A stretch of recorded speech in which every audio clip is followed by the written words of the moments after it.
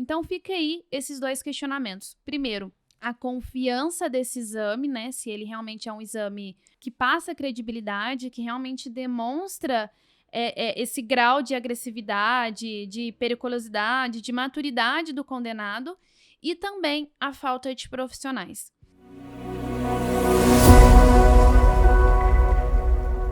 Podcast Criminalista em Foco. Começa aí mais um canal de interação com vocês, um canal aí que eu preparei com muito carinho para compartilhar conhecimento e mais do que isso, otimizar o seu tempo. Então vai ser um canal que você pode aí ficar atualizado com o direito criminal, ouvindo enquanto está dirigindo, indo para o trabalho, enquanto está lavando a louça, limpando a casa, fazendo qualquer outra atividade e conciliando aí com o aprendizado.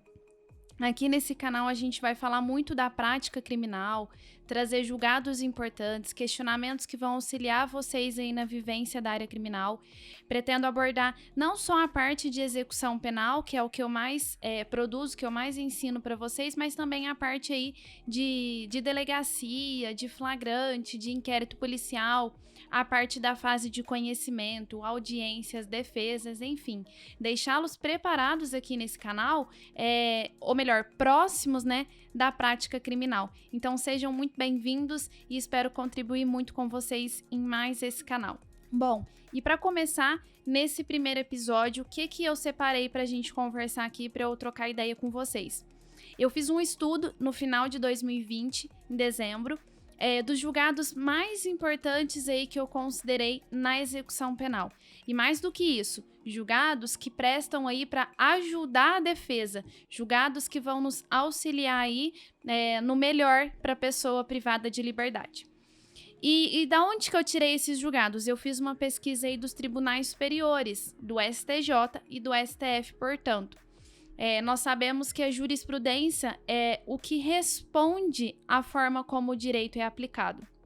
Então, nós temos lá a lei e a jurisprudência interpreta o dispositivo.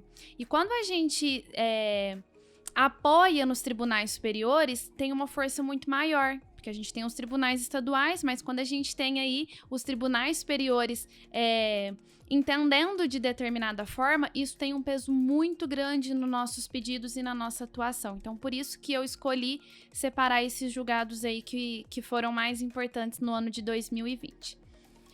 Eu separei, então, 8 julgados. Para a gente começar, o primeiro caso que eu quero falar é sobre o exame criminológico. Fer, o que é o exame criminológico? O exame criminológico é um exame feito quando a pessoa está privada de liberdade. É feito, então, por um psicólogo, por uma assistente social, toda uma equipe.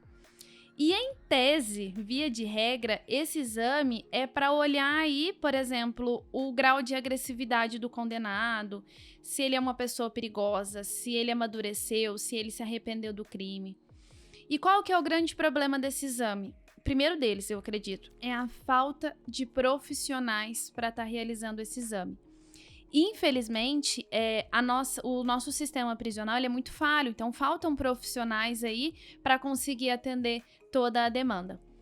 Para você ter uma ideia, por exemplo, a cada 500 presos tem que ter uma equipe básica aí de saúde de um médico, um dentista, um psicólogo, um assistente social, e não tem profissionais para atender toda essa demanda. Então, muitas vezes, um psicólogo está substituindo um assistente social substituindo um psicólogo. Então, o primeiro problema deles que a gente enfrenta para realizar esse exame criminológico é a falta de profissionais no sistema prisional. E, em razão disso, os exames criminológicos demoram a acontecer. Em 2020, a gente vivenciou aí a pandemia, o que contribuiu também para essa defasagem de profissionais, que em muitos locais tiveram que fazer rodízio de profissionais para trabalhar, ou outros profissionais tiveram que cobrir demanda em outra unidade prisional. Então, o primeiro problema enfrentado para realizar esse exame criminológico é a falta de profissionais, o que acaba aí formando uma fila muito grande de pessoas condenadas esperando para passar por esse exame. O segundo problema, é um exame muito subjetivo. Vai aferir a periculosidade do agente com base em quê? vai aferir se ele amadureceu, se ele está apto para voltar para a sociedade, com base em quê? Nós estamos aí diante de um profissional, um psicólogo, um assistente social, mas é uma pessoa humana que está sujeita a erros. Então, são as suas impressões pessoais no momento de fazer esse exame. Mas quem garante, não desmerecendo, não colocando descrédito, né, aos profissionais, mas é um ser humano que está ali realizando esse exame. Mas qual que é a confiança, né, que aquele profissional realmente percebeu se aquele agente, se aquele indivíduo se ressocializou, se ele está preparado, se ele amadureceu, com base em quê? Então fica aí esses dois questionamentos. Primeiro, a confiança desse exame, né, se ele realmente é um exame que passa credibilidade, que realmente demonstra esse grau de agressividade, de periculosidade, de maturidade do condenado, e também a falta de profissionais. Então, o problema começa aí do exame criminológico. Mas, Fer, em quais circunstâncias que é necessário fazer esse exame criminológico? É assim, ó. Quando a gente vai postular a progressão de regime e o livramento condicional, que são os benefícios aí da execução penal, é necessário alguns requisitos. O primeiro deles é o requisito objetivo, o tempo. Ter cumprido determinada quantidade de pena para alcançar qualquer desses dois benefícios. E o segundo requisito é o requisito subjetivo, que aqui é ter um bom comportamento. Como que a gente demonstra esse bom comportamento? Por meio de um atestado fornecido pela unidade prisional onde ele cumpre pena. Então, se ele não cometeu nenhuma falta, se ele tem um bom comportamento, a unidade prisional vai atestar isso. Antigamente, exigia-se, além desses requisitos, a realização desse exame criminológico. Só que com o passar do tempo, mudou-se esse entendimento e disse que o exame criminológico não era mais obrigado. Era só esses outros dois requisitos, ter cumprido pena e ter bom comportamento lá dentro. Isso mudou aí com a Lei de Execução Penal, no artigo 112, em 2003, né, na Lei de Execução Penal, e disse que para progressão de regime basta o bom comportamento, não é necessário o exame criminológico. Alguns juízes continuam pedindo esse exame criminológico. E aí veio a súmula 439 do STJ para dizer o seguinte, ó, admite-se realizar o exame criminológico desde que em decisão motivada. Então, o juiz não pode simplesmente determinar que para a progressão de regime, para o livramento condicional, seja necessário realizar o exame criminológico. Ele tem que explicar o porquê, naquele determinado caso, para aquele determinado condenado, é necessário realizar esse exame criminológico. E por que eu trouxe isso? Porque em 2020 nós tivemos aí várias decisões do próprio STJ reconhecendo isso.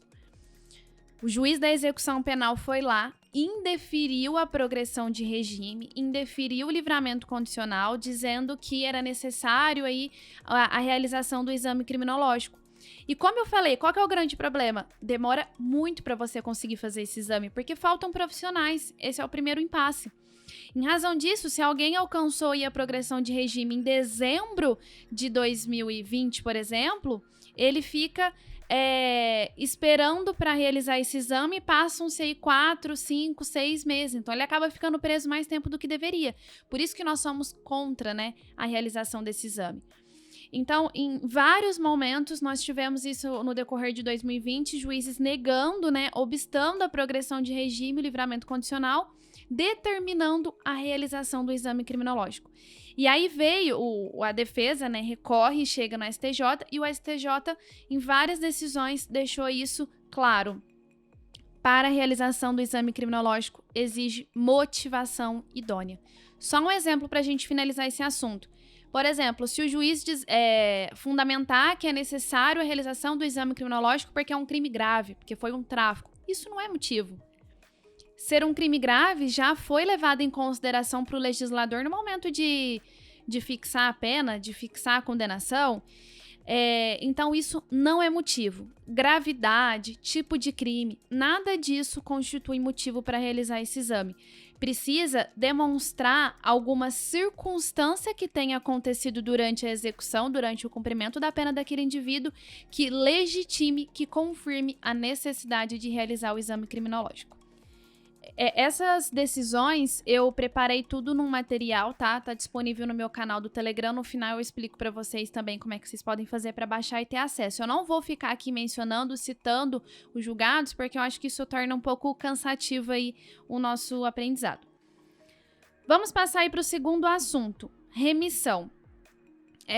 Pra quem não sabe, o que é a remissão? É a possibilidade do condenado estudar, trabalhar, enfim, exercer alguma atividade que contribua para o seu aprendizado, para a sua ressocialização, e em troca ele tem aí dias diminuídos da sua condenação. Isso é a remissão. Antes de eu demonstrar, né, quais foram os julgados, qual que foi a linha aí de raciocínio dos nossos tribunais superiores, eu vou pedir licença aqui para eu mencionar rapidinho qual que é o dispositivo que fala da remissão. É o artigo 126. Então, lá, 126 da Lei de Execução Penal. Então, lá diz o seguinte: quem está cumprindo pena no regime fechado ou semiaberto poderá remir, poderá diminuir a sua pena se ele trabalhar ou estudar. Já no parágrafo 6º diz o seguinte: quem cumpre pena no regime aberto, semiaberto ou quem está em livramento condicional pode remir a sua pena pelo estudo. Então, retomando, trabalho é só para quem está no regime fechado ou semiaberto. Quem está de regime aberto ou livramento condicional só pode ter remissão se for por estudo. E um julgado muito interessante que a gente teve em 2020 foi a consideração aí do STJ por um condenado que fez um curso de licitação. E o juiz negou, né, dizendo aí que seria um curso não voltado para o que diz a lei, porque a lei diz que tem que ser frequência num curso regular ou de educação profissional. E o condenado teria feito esse curso de licitação e o juiz não considerou aí como uma espécie de modalidade de estudo necessária para ter a remissão. Aí o STJ disse: não, se o condenado se dedicou, se ele tirou um tempo para ele aprender, para ele investir em conhecimento, ele tem que ser beneficiado por isso. O STJ mantém essa postura de retribuir o condenado se ele trabalhar, se ele estudar. Então, fica aí para vocês utilizarem de precedente, né? Se porventura o seu cliente estudar de alguma forma, investir em aprendizado, vocês postularem a remissão, ele ter o direito aí de diminuir a sua condenação, certo? Outra questão muito interessante que a gente teve aí ao longo de 2020 foi a aprovação no Enem. O que é o conflito que a gente tem aí no âmbito da execução penal? Existem condenados que passam pelo ensino médio, e isso é um estudo, automaticamente ele tem direito à remissão. Eu vou falar melhor um pouquinho sobre como é essa contagem. E existem situações de condenados que sequer concluem o ensino médio porque não teve oportunidade de estudar e às vezes dentro da penitenciária também não tem vaga, né, para a escola, para o estudo, mas ele estuda por conta própria. Ele pega livros, estuda dentro da cela ou em algum determinado momento antes de ingressar no sistema prisional ele já estudava e aí ele presta o Enem ou o Enseja e obtém aprovação. E aí o STJ entendeu que mesmo que o condenado não tenha concluído o ensino médio, mas se ele foi aprovado no Enem ou no Enseja, ele tem direito à remissão também. Eu já explico melhor como é que funciona essa contagem. Mas só para vocês entenderem. Como eu falei, a remissão está lá no artigo 126 da Lei de Execução Penal. É importante, então, vocês conhecerem esse artigo, porque ele vai ser utilizado de base, né, de fundamento nos seus pedidos. Mas outro ordenamento importante para vocês estudarem e também utilizar nos pedidos é a Recomendação 44 de 2013 do CNJ. Essa recomendação, ela complementa a remissão. Então, ela dá outras formas, outras possibilidades do condenado aí ter a sua pena diminuída. E lá na Recomendação 44 de 2013, fala justamente isso. Se o condenado fizer a prova do Enseja, a prova do Enseja é para quem concluiu o ensino fundamental. Então, depois de concluir o ensino fundamental, ele presta uma prova, se ele for aprovado, ele obtém esse certificado que é o Enseja. Já o Enem é para aqueles que concluíram o ensino médio, tá? Então, essa é a diferença. Lá nessa recomendação 44 de 2013, diz o seguinte, ó. Para a gente ver quanto que ele vai ter direito de diminuir a sua pena com a aprovação nesses 2 exames, em SEGE e Enem, a gente tem que fazer o seguinte. Pegar a carga horária total definida em lei para concluir o ensino fundamental e o ensino médio e dividir por 50%. Só para finalizar, qual foi o entendimento da STJ nesse sentido? Que o condenado, se ele foi aprovado no Enem ou no Enseja, não interessa. Ele tem direito à remissão. Não interessa se ele chegou a estudar em escola, se ele concluiu o ensino fundamental, se ele concluiu o ensino médio, se ele estudou por conta própria, ele tem direito a ser beneficiado por isso. O STJ manteve o entendimento nos seguintes termos, ó. Nós temos que incentivar o estudo do apenado e, consequentemente, ele vai estar se ressocializando, porque esse é o objetivo da pena. Então, sempre que ele estudar por conta própria, ele merece ser aí recompensado pelo seu esforço individual. O STJ reforçou que esse é o entendimento dele. Então, eu vejo muitos colegas aí questionarem que teve os seus clientes aprovados em Enem, em SEJA, e mesmo assim os juízes não concederam a remissão. Nestes casos, eu oriento o quê? Vocês agravarem, utilizar esse fundamento da STJ para ter aí favorável o pedido nesse sentido. Passamos então aí para a terceira jurisprudência, para o terceiro caso que aconteceu em 2020, que é muito importante aí para a nossa prática. A questão da falta grave. O que acontece? Como eu falei no início aqui desse podcast, para o indivíduo, para o condenado alcançar a progressão de regime, ele precisa ter um bom comportamento. Que é esse bom comportamento? Não ter cometido nenhuma falta ou ele ter cometido falta, mas já ter se reabilitado. Como que a gente vai saber qual que é o período de reabilitação? Você precisa estudar, conhecer o ordenamento de cada penitenciária do seu estado. Então, por exemplo, eu atuo aqui no estado de São Paulo. Então, eu li aí qual que é o decreto do estado de São Paulo que determina, que regulamenta o sistema prisional daqui. Para você ter uma ideia, se alguém cometeu uma falta grave, demora 12 meses para ele se reabilitar, ou seja, para assumir essa falta aí da sua ficha. Se for uma falta média, são 6 meses. Se for uma falta leve, 3 meses. Então, esse é o período de reabilitação. Se já passou esse período, ele volta a ter um bom comportamento, a não ser que tenha acontecido algo aí na sua execução penal que diga que ele não tem um bom comportamento, mas se já deu prazo de reabilitação, ele volta a ter um bom comportamento. Então, você consegue preencher o requisito subjetivo com isso, porque ele já reabilitou. Alguns juízes, infelizmente, costumam negar a progressão de regime, negar o livramento condicional, dizendo assim, ele é uma pessoa que tem um histórico aí de faltas, ele cometeu várias faltas durante a sua execução penal, então, portanto, ele não merece a progressão de regime, ele não merece o livramento condicional. E aí, o STJ proferiu alguns julgados no seguinte sentido, ora, se ele já se reabilitou, se já deu o prazo aí da reabilitação de cada falta, ele pode progredir de regime, pode conseguir o livramento condicional e acabou. Então, é isso. Estude o ordenamento aí do seu estado, né, que regula as penitenciárias, veja o prazo de reabilitação e se o seu cliente já se reabilitou, por exemplo, falta grave, já deu os 12 meses, uma falta média já deu 6 meses, uma falta leve já deu os 3 meses... Acabou, ele já se reabilitou, tem direito aí à progressão de regime, livramento condicional e não pode ser impedido desse direito, certo? Passando aí para o próximo entendimento, o STJ, de forma brilhante, proferiu o seguinte entendimento também no quesito progressão de regime e livramento condicional. Na prática, com certeza, e se você ainda não se deparou com isso, em algum momento você vai se deparar. O que é? O juiz negar a progressão de regime, negar o livramento condicional com o seguinte fundamento. Ora, eu não vou conceder a progressão de regime porque ele tem uma longa pena a cumprir.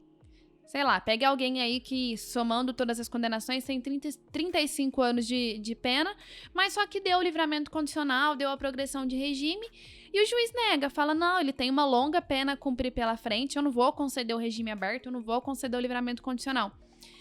E aí, isso não é fundamento. Porque como eu já falei aqui nesse podcast, a progressão de regime e o livramento condicional, ele é deferido se ele preencher os dois requisitos, o objetivo e o subjetivo. O objetivo é ter cumprido determinada quantidade de pena, que são aquelas frações, porcentagens, e o subjetivo é ter bom comportamento. Então, não tem na lei nada falando assim, ora, se for uma pena longa, se forem muitas condenações, ele não pode progredir, ele não pode alcançar o livramento condicional. Isso é dar tratamento diferenciado aos condenados, o que é proibido na execução penal. Todo mundo tem que receber o mesmo tratamento, então todo mundo tem que preencher os mesmos requisitos para progredir de regime, os mesmos requisitos para o livramento condicional.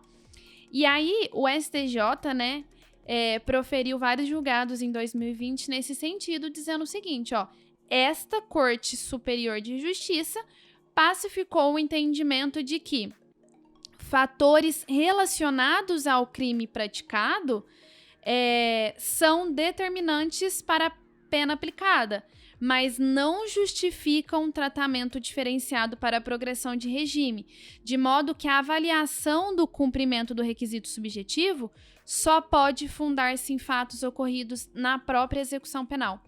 Então, como eu falei, se aconteceu algo durante a execução penal, algo que o condenado tenha feito, isso sim é um motivo que pode ser levado em consideração para indeferir a progressão ou livramento condicional. Agora, longa pena a cumprir, não. Então, tá aí mais um precedente que vocês podem utilizar nesse sentido. O próximo precedente é a questão do preso poder sair da unidade prisional para frequentar cursos superiores. Esse caso eu achei muito interessante porque esse caso que eu extraí para trazer para vocês, esse caso prático. O condenado, ele antes de ingressar no sistema prisional, ele já havia feito um curso superior. E aí, quando ele ingressou no sistema prisional, ele conseguiu autorização de saída e prestou o vestibular e foi aprovado para ingressar no ensino superior. Só que mesmo com a aprovação, o juiz não deixou ele frequentar a faculdade, dizendo que ele já tinha uma faculdade antes. Por que ele quer frequentar outra faculdade, ainda mais quando ele está cumprindo pena? Então, com base nisso, o juiz negou. E aí o STJ foi e reformou isso, autorizando a saída temporária para que o condenado pudesse frequentar mais essa faculdade.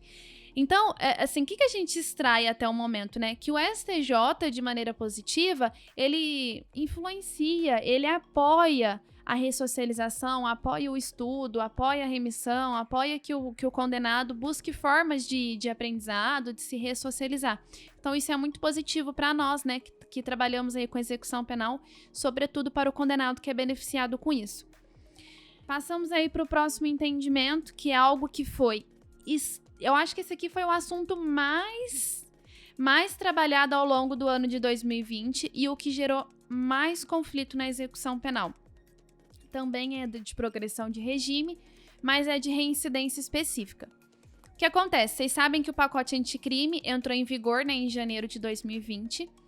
E um dos pontos que o pacote anticrime alterou foi a progressão de regime.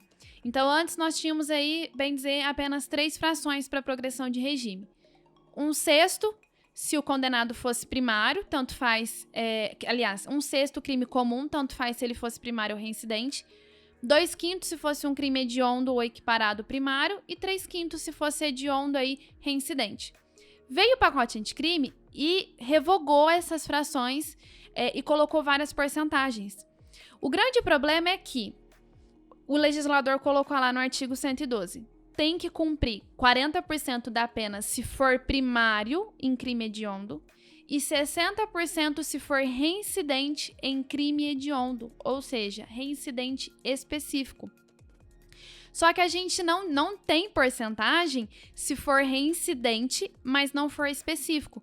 Então, imagine alguém que tem um crime de furto, comete um crime de furto, e depois ele vai lá e comete um crime de tráfico.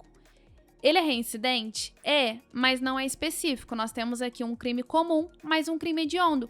E não tem infração para isso. A gente vai colocar 60%? Não, porque 60% diz o seguinte: reincidente em crime hediondo.